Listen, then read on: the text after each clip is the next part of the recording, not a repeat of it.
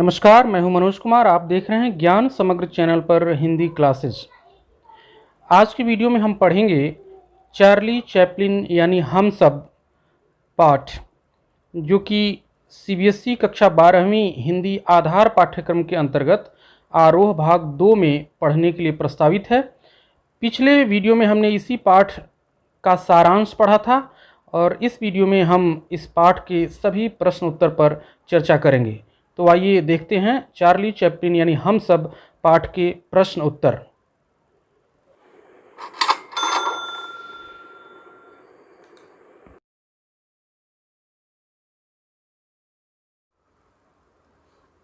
पहला प्रश्न है, लेखक ने ऐसा क्यों कहा है कि अभी चैपलिन पर करीब 50 वर्षों तक काफ़ी कुछ कहा जाता रहेगा। पाठ में लेखक ने बताया है कि चार्ली के बारे में जितना कुछ कहा गया है वो सब अभी बहुत कम है, अगले 50 वर्षों तक काफ़ी कुछ चार्ली के बारे में लिखा जाता रहेगा। ऐसा क्यों कहा है? तो इसका उत्तर है कि लेखक ने ऐसा कहा है कि अभी चैपलिन पर करीब 50 वर्षों तक काफ़ी कुछ कहा जाएगा, और ऐसा इसलिए कहा है कि क्योंकि चार्ली की फिल्मों की कई ऐसी रीलें मिली हैं जो अब तक दर्शकों के सामने नहीं आई थी, यानी अब जाकर वो दर्शकों के सामने आई हैं।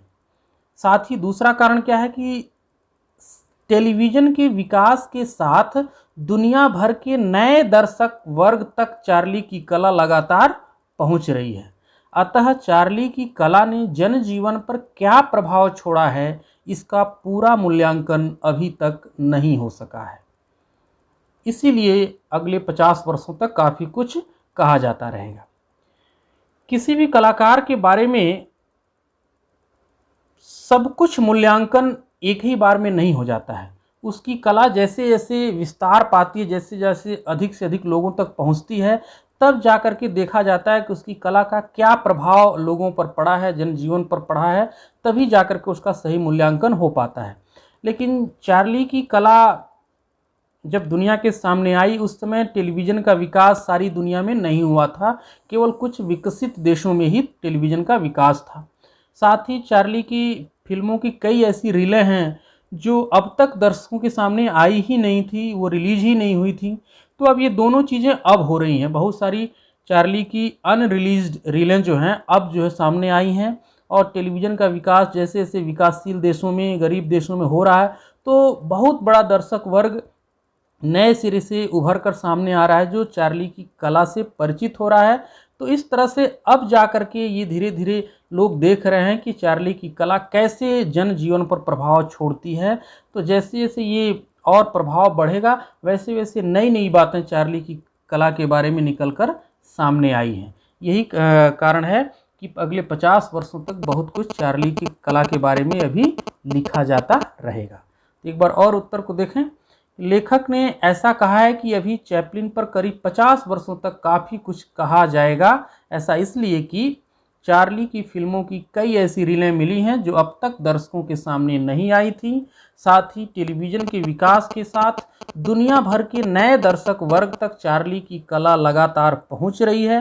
अतः चार्ली की कला ने जनजीवन पर क्या प्रभाव छोड़ा है, इसका पूरा मूल्यांकन अभी तक नहीं हो सका है। अगले प्रश्न पर चलते हैं। चैपलिन ने न सिर्फ फिल्म कला को लोकतांत्रिक बनाया बल्कि दर्शकों की वर्ग तथा वर्ण व्यवस्था को तोड़ा। इस पंक्ति में लोकतांत्रिक बनाने का और वर्ण व्यवस्था तोड़ने का क्या अभिप्राय है? क्या आप इससे सहमत हैं? ये बहुत ही इम्पोर्टेंट, बहुत ही महत्वपूर्ण प्रश्न है जो कई बार पूछा गया है। इस प्रश्न के उत्तर में आपको सबसे पहले तो ये बताना है कि किसी फिल्म को या किसी कला को लोकतांत्रिक बनाने से क्या मतलब होता है, ये आपको समझाना है। इसके बाद बताना है कि किस प्रकार जो पहले चार्ली से पहले जो कला थी उसमें किस प्रकार वो खास वर्ग को ध्यान में रखकर बनाई जाती थी। सभी लोगों की रुचियों का उसमें ख्याल नहीं रखा जाता था।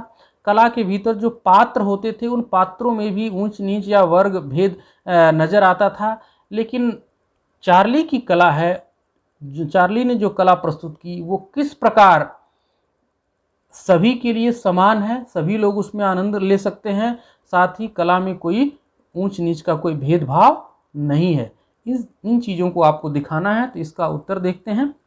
कला को लोकतांत्रिक बनाने का अर्थ है सबके लिए उपयोगी बनाना।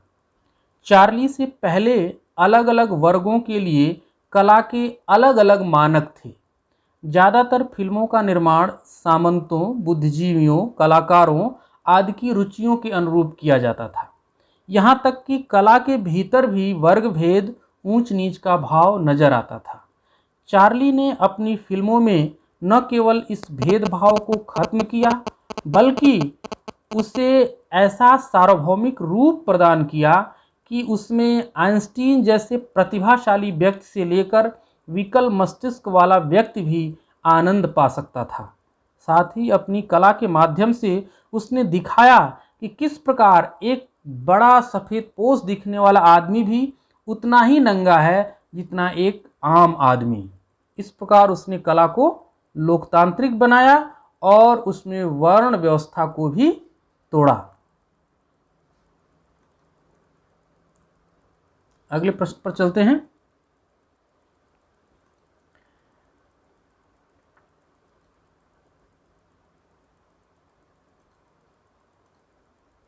लेखक ने चार्ली का भारतीकरण किसे कहा है और क्यों? गांधी और नेहरू ने भी उनका सानिध्य क्यों चाहा है? इसी प्रश्न को दूसरे तरह से पूछा जा सकता है। चार्ली चैपलिन का भारतीकरण किन किन रूपों में पाया जाता है? पाठ के आधार पर उत्तर दीजिए। इसमें दो बातें आपको बताना है। एक तो पहला प्रश्न ये है कि चार्ली का भारतीकरण किसे कहा गया है और क्यों कहा गया है। दूसरा ये बताना है कि गांधी और नेहरू ने भी उनका सानिध्य क्यों चाहा। तो इसका उत्तर देखते हैं। लेखक ने चार्ली का भारतीयकरण राज कपूर जी को कहा है। और क्यों कहा है? क्योंकि उस समय वही एकमात्र नायक थे जो चार्ली की नकल किया करते थे। अपनी कई फिल्मों में उन्होंने चार्ली जैसी एक्टिंग की है। भारत में शुरुआती विरोधों के बावजूद आवारा, श्री 420 आदि फिल्मों के माध्यम से राज कपूर जी ने चार्ली का भारतीकरण किया, यानी चार्ली की कला रूप को भारतीय दर्शकों में लोकप्रिय बनाया। तो ये तो उत्तर हो गया चार्ली का भारतीकरण किसे कहा गया और क्यों कहा गया है। अगला प्रश्न भी महत्वपूर्ण है और वो समझने वाला है कि नेहरू और गांधी जी चार्ली का सानिध्य क्यों चाहते थे। जरूर कुछ चार्ली में ऐसी खास बात रही होगी जो नेहरू गांधी को ज़्यादा पसंद आई। वो क्या बात थी? चार्ली ने हर ताकत में छिपी दुर्बलता और चमकदार आवरण में छिपी नग्नता की मानवीय विडंबना को इस तरह अपनी कला में दिखाया कि उससे महात्मा गांधी और जवाहरलाल नेहरू बड़े प्रभावित हुए। इसीलिए दोनों ही चार्ली का सानिध्य चाहते थे। अब ये क्या चीज़ है? ताकत में छिपी दुर्बलता और चमकदार आवरण में छिपी नग्नता। ये बहुत बड़ी इंसानी विडंबना है और इस विडंबना को चार्ली ने अपनी कला में दिखाया। कहने का मतलब यह है कि मनुष्य चाहे जितना भी ताकतवर क्यों न हो, लेकिन उसके जीवन में भी कहीं न कोई ऐसी कमजोरी जरूर होती है जो उसे कहीं न कहीं नीचे गिरा सकती है या उसे कहीं न कहीं असफल बना सकती है। इसी तरह से बाहर से कोई भी मनुष्य चाहे जितना भी सफ़ेद पोश दिख रहा हो, जितना भी चमक दमक में अपने आप को छिपाए रखे, लेकिन वास्तव में उन चमकदार आवरण के पीछे उसकी एक नग्नता कहीं न कहीं छिपी हुई है और जैसे ही वो आवरण हटता है उसकी नग्नता दुनिया के सामने दिखाई देने लगती है, बाहर हो जाती है। तो इस तरह से ये जो हर मनुष्य के भीतर है, हर मनुष्य की ये नियति है, ये विडंबना है और इस मानवीय विडंबना को अपनी कला के माध्यम से एक रचनात्मक तरीके से चार्ली ने दिखाया और गांधी नेहरू भी इस विडंबना को समझते थे और यही कारण है कि वो चार्ली को खासा पसंद करते थे। तो एक बार फिर उत्तर को देखें कि लेखक ने चार्ली का भारतीकरण राज कपूर जी को कहा क्योंकि उस समय वही एकमात्र नायक थे जो चार्ली की नकल किया करते थे। अपनी कई फिल्मों में उन्होंने चार्ली जैसी एक्टिंग अभिनय की। भारत में शुरुआती विरोधों के बावजूद आवारा, श्री 420 आदि फिल्मों के माध्यम से राज कपूर जी ने चार्ली का भारतीकरण किया, यानी चार्ली के कला रूप को भारतीय दर्शकों में लोकप्रिय बनाया। चार्ली ने हर ताकत में छिपी दुर्बलता और चमकदार आवरण में छिपी नग्नता की मानवीय विडंबना को इस तरह अपनी कला में दिखाया कि उससे महात्मा गांधी और जवाहरलाल नेहरू बड़े प्रभावित थे। इसीलिए दोनों ही चार्ली का सानिध्य चाहते थे। अगले प्रश्न पर चलते हैं। लेखक ने कलाकृति और रस के संदर्भ में किसे श्रेयस्कर माना है और क्यों? क्या आप कुछ ऐसे उदाहरण दे सकते हैं जहां कई रस साथ साथ आए हों? इसमें कई प्रश्न एक साथ समाहित हैं। एक तो कलाकृति और रस के संबंध में किसे श्रेयस्कर माना है। एक होती है कला जो बाहर से देखी जाती है, और एक उस कला के भीतर खास तरह का रस या आनंद छिपा होता है। तो कला के भीतर जो आनंद है वो महत्वपूर्ण है या कला महत्वपूर्ण है, इसमें दोनों में से किसको श्रेयस्कर माना है लेखक ने? इस चार्ली चैपलिन पाठ के लेखक ने किसको श्रेयस्कर माना है? और एक दूसरा प्रश्न है क्यों ऐसा माना है, श्रेयस्कर माना है। साथ में एक और प्रश्न है कि क्या कुछ ऐसे उदाहरण दे सकते हैं जहाँ कई रस एक साथ आए हों। तो इसका उत्तर देखते हैं।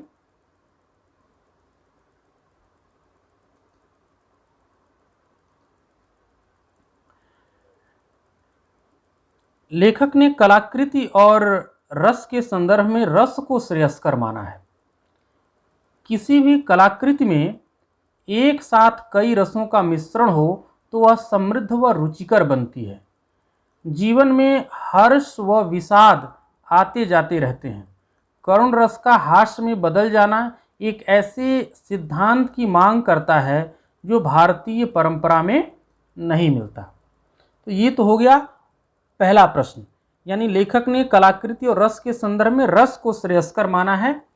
किसी भी कलाकृति में एक साथ कई रसों का मिश्रण हो तो वह कला और भी समृद्ध व रुचिकर बन जाती है। जैसे जीवन में हर्ष व विषाद आते जाते रहते हैं और इसी से जीवन में आनंद बना रहता है। केवल हर्ष ही हर्ष हो, सुख ही सुख हो, तब भी जीवन नीरस हो जाएगा। केवल दुख ही दुख हो तब भी जीवन नीरस हो जाएगा। तो जब हमें दुख के बाद जब सुख आता है तभी जाकर के हम सुख का आनंद उठाते हैं। तो इसी तरह से करुण रस का हास्य में बदल जाना एक ऐसे सिद्धांत की मांग करता है जो भारतीय परंपरा में नहीं मिलता है। तो अब दूसरा प्रश्न इसमें है कि क्या आप कुछ ऐसे उदाहरण दे सकते हैं जहां कई रस साथ साथ आए हों। तो उदाहरण स्वरूप खेल के मैदान में बच्चे साहसिक खेल खेल रहे हों तो वहाँ वीर रस होता है, लेकिन इसी दौरान यदि किसी बच्चे को अचानक गंभीर चोट आ जाए तो तुरंत ही माहौल करुण रस में भर जाता है। तो इस तरह से देखा आपने कि बच्चों के खेलने में ही एक साथ दो रस आ सकते हैं। अभी पल भर पहले खेलते हुए बड़े उत्साह का संचार हो रहा था तो वीर रस था वहाँ पे, लेकिन किसी बच्चे को अचानक गंभीर चोट आ गई खेल खेल में तो तुरंत ही वहाँ करुण रस का माहौल बन जाता है। तो ये हो गया उदाहरण। अगला प्रश्न देखते हैं।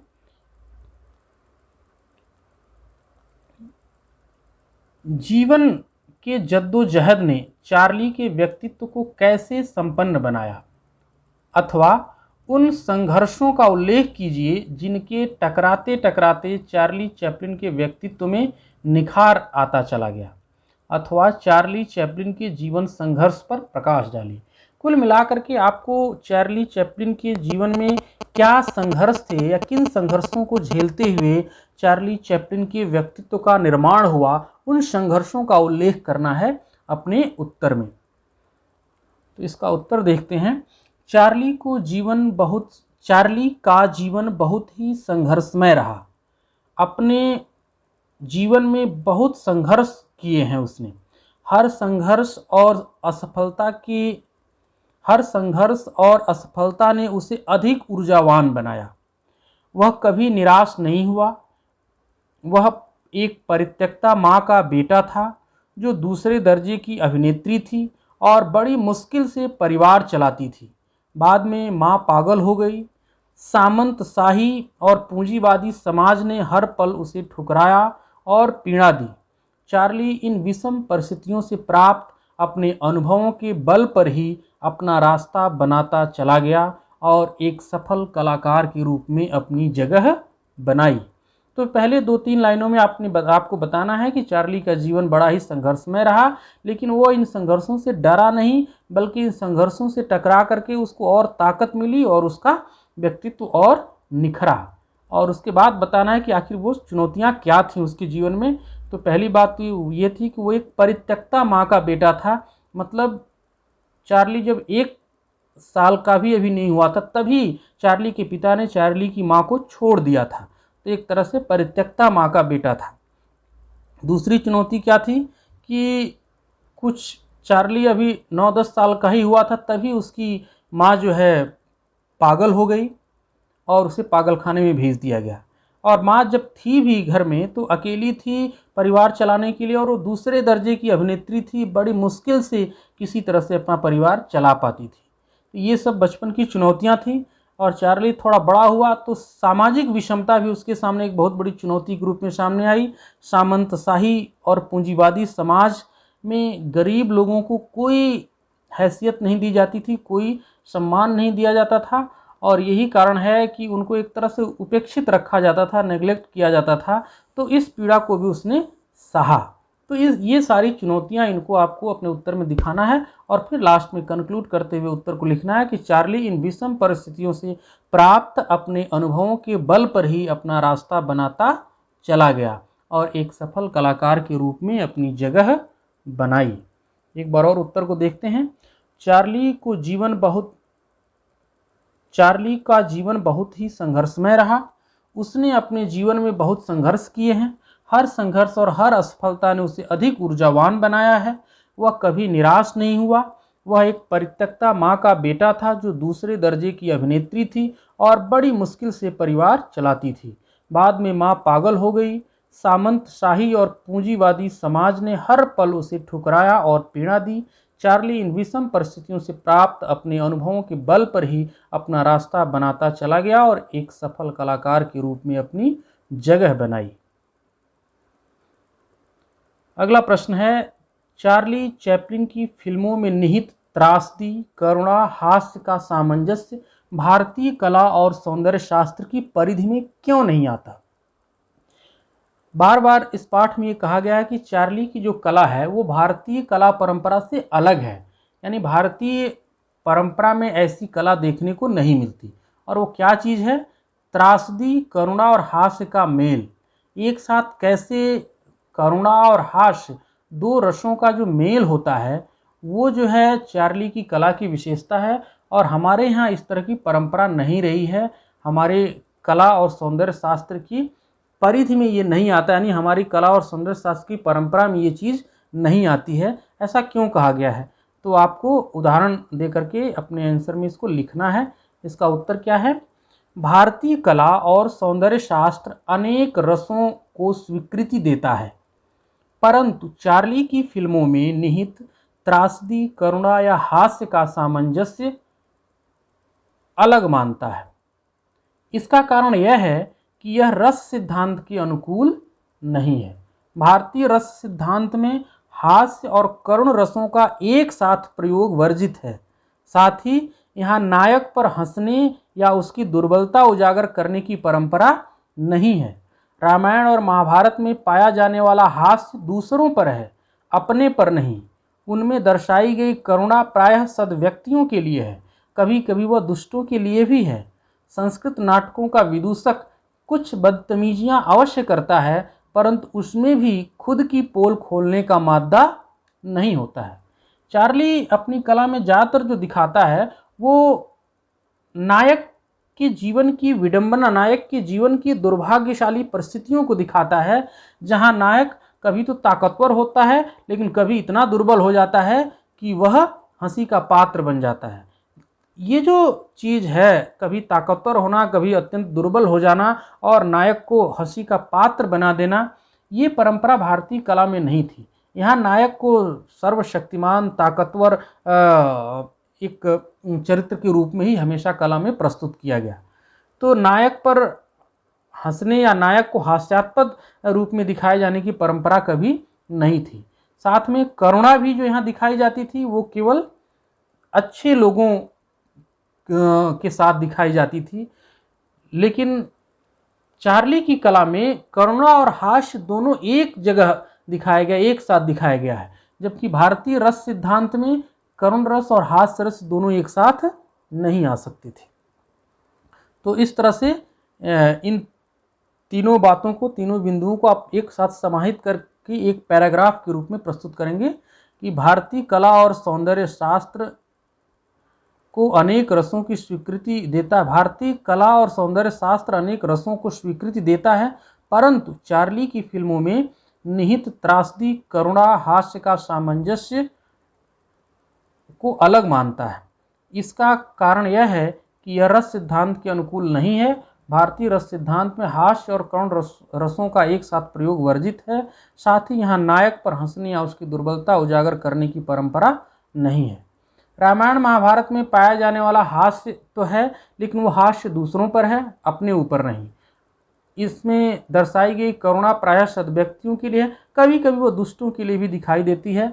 संस्कृत नाटकों का जो विदूषक है वो भी थोड़ी बहुत बदतमीजियाँ करता है और उससे लोगों को हंसाता है, लेकिन उसमें भी खुद की पोल खोलने और खुद पर हंसने का वैसा मादा नहीं है जैसा कि चार्ली की कला में नजर आता है।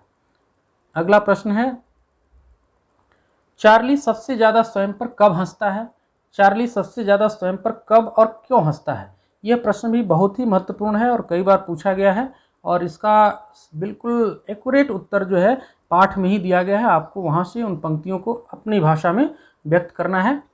चार्ली सबसे ज़्यादा स्वयं पर तब हंसता है जब वह अपने को स्वाभिमानी, आत्मविश्वास से पूर्ण, सफलता, सभ्यता, संस्कृति की प्रतिमूर्ति मानता है। जब वह स्वयं को दूसरों से ज़्यादा शक्तिशाली, समृद्ध तथा श्रेष्ठ समझता है, तब भी वह अपने ऊपर हंसता है। यानी चार्ली अपनी कला के माध्यम से कुल ये दिखाना चाहता है कि आदमी चाहे जितना भी ताकतवर हो जाए, लेकिन कहीं न कहीं उसके भीतर दुर्बलता भी कहीं न कहीं छिपी रहती है, और उस समय आने पर वो दुर्बलता उजागर हो जाती है और वही उस मनुष्य के पतन का कारण बनती है। केवल शक्ति ही अगर आदमी में हो तो वो दुनिया का सिकंदर बन जाए, लेकिन ऐसा नहीं होता है। वो हर आदमी की दुर्बलता होती है और कभी न कभी उजागर होती है। तो ये जो है चार्ली की विशेषता है। आपको यही लिखना है कि चार्ली अपने आप पर सबसे ज़्यादा कब हंसता है? जब वो अपने आप को स्वाभिमानी, आत्मविश्वास से पूर्ण और सफलता, सभ्यता, संस्कृति की प्रतिमूर्ति मानता है। जब वो स्वयं को दूसरों से ज़्यादा शक्तिशाली और समृद्ध तथा श्रेष्ठ समझता है, तब भी वह अपने आप पर हंसता है। अगले प्रश्न पर चलते हैं। चार्ली चैपलिन की जिंदगी ने उन्हें कैसा बना दिया? चैपलिन यानी हम, सब पाठ के आधार पर स्पष्ट कीजिए। चार्ली चैपलिन की जिंदगी ने उन्हें कैसा बना दिया था? यानी चार्ली चैपलिन के जो जीवन की विशेषताएं थी, उससे क्या चार्ली चैपलिन के व्यक्तित्व पर प्रभाव पड़ा? ये प्रश्न पहले भी हमने देखा है कि चार्ली चैपलिन के जीवन में क्या चुनौतियां थीं और उन चुनौतियों से उसका व्यक्तित्व कैसे एक संघर्षशील व्यक्तित्व बना और किस प्रकार उसने सफलता प्राप्त की। पर उन्हीं बातों को अगर आप बिंदुओं में लिखते हैं तो आपको ये पता चलेगा कि अच्छी तरह से आंसर को आप व्यक्त करेंगे कैसा उसने बना दिया। चार्ली एक परित्यक्ता दूसरे दर्जे की स्टेज अभिनेत्री के बेटे थे। उन्होंने भयंकर गरीबी और माँ के पागलपन से संघर्ष करना सीखा। साम्राज्यवाद, औद्योगिक क्रांति, पूंजीवाद तथा सामंतशाही से मगरूर एक समाज का तिरस्कार उन्होंने सहन किया। इसी कारण मासूम चैपलिन को जो जीवन मूल्य मिले, वे करोड़पति हो जाने के बाद भी अंत तक उनमें बने रहे। इन परिस्थितियों ने चैपलिन में भीड़ का वह बच्चा सदा जीवित रहा जो इशारे से बतला देता है कि राजा भी उतना ही नंगा है जितना मैं हूँ, और हंस देता है। यही वह कलाकार है जिसने विषम परिस्थितियों में भी हिम्मत से काम लिया।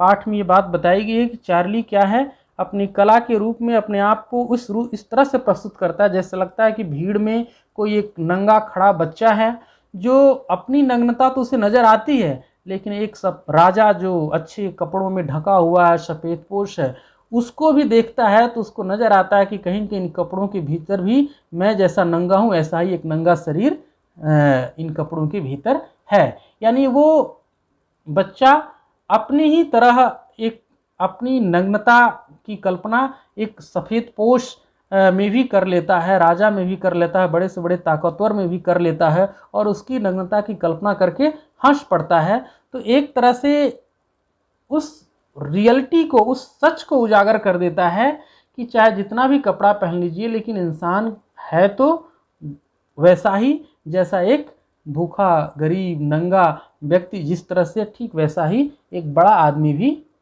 है। तो इस नग्नता को उजागर करता है।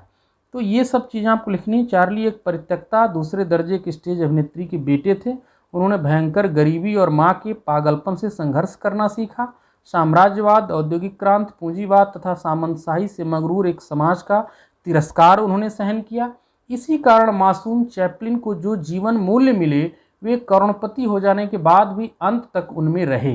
इन परिस्थितियों ने चैपलिन में भीड़ का वह बच्चा सदा जीवित रखा जो इशारे से बतला देता है कि राजा भी उतना ही नंगा है जितना मैं हूँ, और हंस देता है। यही वह कलाकार है जिसने विषम परिस्थितियों में भी हिम्मत से काम लिया। अगला प्रश्न देखते हैं। चार्ली चैपलिन ने दर्शकों की वर्ग तथा वर्ण व्यवस्था को कैसे तोड़ा? पाठ से जो प्रश्न है उसमें आप पढ़ चुके हैं, उसी चीज़ को पुनः आपको दिखाना है कि चार्ली की फिल्में बच्चे, बूढ़े, जवान, वयस्क सभी में समान रूप से लोकप्रिय हैं। यह चैपलिन का ही चमत्कार है कि उनकी फिल्मों को पागल खाने के मरीजों से लेकर विकल मस्तिष्क के लोगों से लेकर के आइंस्टीन जैसे महान प्रतिभा वाले व्यक्ति तक किसी न किसी स्तर पर कहीं अधिक सूक्ष्म रसास्वादन के साथ देख सकते हैं। इसलिए ऐसा कहा जाता है कि हर वर्ग में लोकप्रिय इस कलाकार ने फिल्म कला को लोकतांत्रिक बनाया और दर्शकों की वर्ग तथा वर्ण व्यवस्था को तोड़ा। कहीं कहीं तो भौगोलिक सीमा, भाषा आदि के बंधनों को भी पार करने के कारण इन्हें सार्वभौमिक कलाकार कहा गया है। और भी कुछ महत्वपूर्ण प्रश्न हैं जो पाठ में दिए गए प्रश्नों से अलग हैं, उनको देखते हैं। चैपलिन के कला की 3 विशेषताओं का उल्लेख कीजिए जिनके कारण उन्हें भुलाना कठिन है, या चार्ली के व्यक्तित्व की 3 विशेषताओं का उल्लेख कीजिए।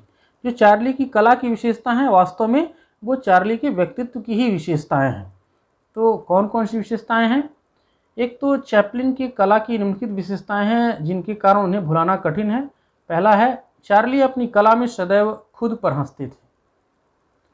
वे अपनी कला के माध्यम से सदैव युवा या बच्चों जैसी अपनी छवि बना पाने में सफल रहे। चार्ली की कला देखकर सब चार्ली में अपनी या अपने किसी परिचित की छवि देखते हैं। उनकी फिल्मों में हास्य कब करुणा के भाव में परिवर्तित हो जाता है ये पता ही नहीं चलता। चार्ली की कला का रसास्वादन सभी बिना किसी भेदभाव के कर सकते हैं। ये चार्ली की कला की विशेषताएं हैं। अगला प्रश्न है, चैपलिन के भारतीकरण से लेखक का क्या आशय है? उत्तर है, चार्ली चैपलिन पश्चिम का महान कलाकार था जिसने हास्य मूक फिल्में बनाई।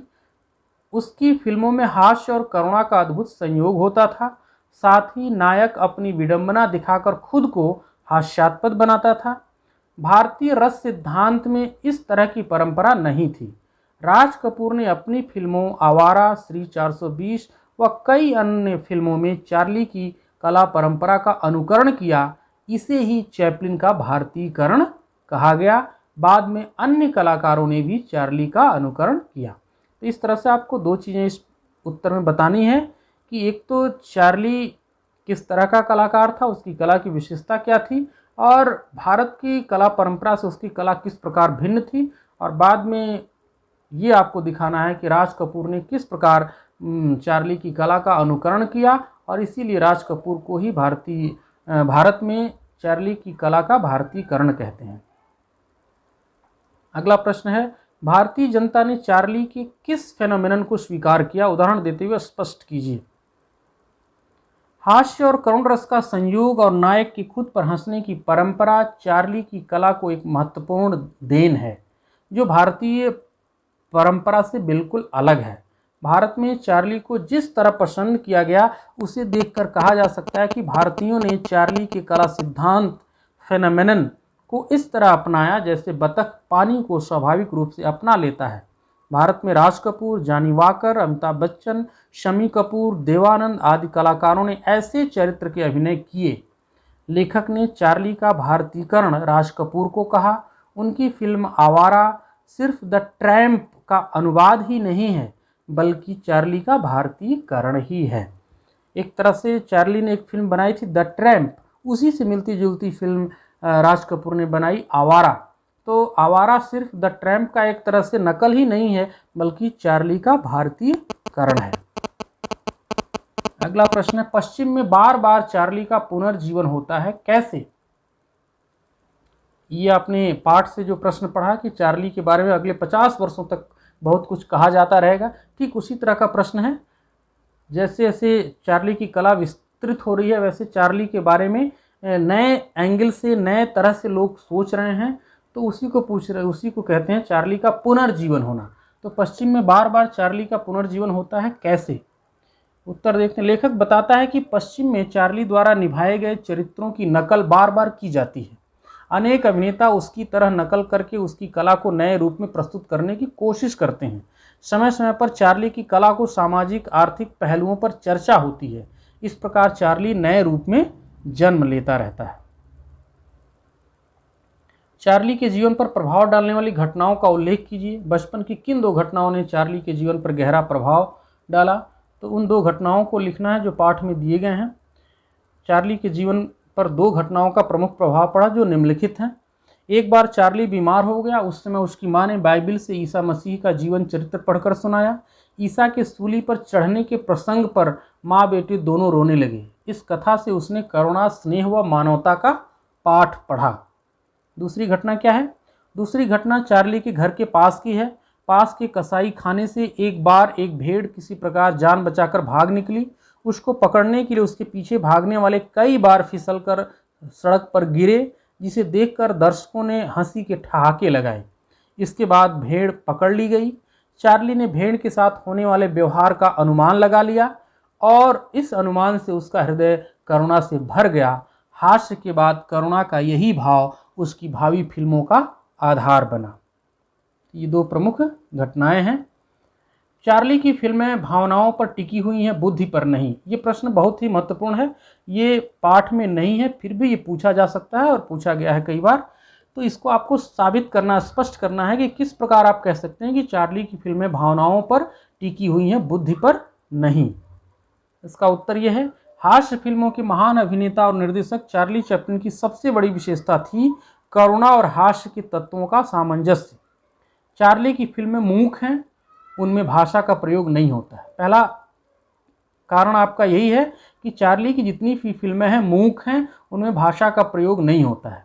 और जब बिना शब्दों का प्रयोग किए भावनाओं को व्यक्त किया जाता है, तो इसके लिए चार्ली को अधिक मानवीय होना पड़ा। उनकी कला की प्रेरणा बचपन की 2 ऐसी घटनाओं से मिली थी, जिनमें एक तरफ उन्होंने हास्य को करुणा में बदलते देखा, तो दूसरी तरफ ईसा मसीह की महान करुणा मूर्ति उनके सामने थी। इस प्रकार कह सकते हैं कि चार्ली की कला बुद्धि पर नहीं, भावना पर टिकी है। तो 2 बातें आपको दिखानी है, क्योंकि उनकी कला में भाषा का प्रयोग नहीं होता।